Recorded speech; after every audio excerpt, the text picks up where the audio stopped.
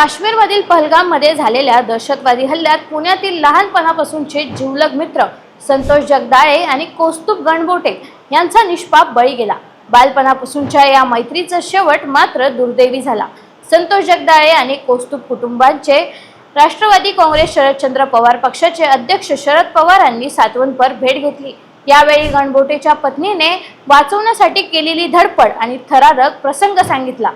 ते म्हणाले, त्या हल्लेखोरांनी विचारलं, आजान पडता है क्या कुछ। त्यांचं बोलणं ऐकून आम्ही आमच्या कपाळावरच्या टिकल्या काढून फेकल्या आणि आम्ही सगळे अल्लाहू अकबर म्हणायला लागलो। असंही त्यांनी पुढे सांगितलं की आम्ही तिथे असलेल्या सगळ्या महिलांनी मोठ्याने आजान म्हटलं, पण त्यांनी आमच्या माणसांना मारलं। तिथे गेटवर एक मुस्लिम होता, तो म्हणतही होता की तुम्ही कशाला निरपराध लोकांना मारतात, त्यांनी काय चूक केली आहे का? त्याला सुद्धा पुढे करून गोळ्या घातल्या गेल्या, अशी भयानक व्यथा त्यांनी सांगितली।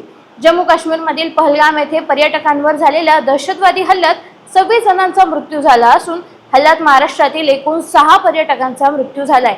या डोंबिवलीच्या 3 समावेश आहे, तर पुण्यातील 2, पनवेलच्या एका पर्यटकाचा मृत्यू झालाय।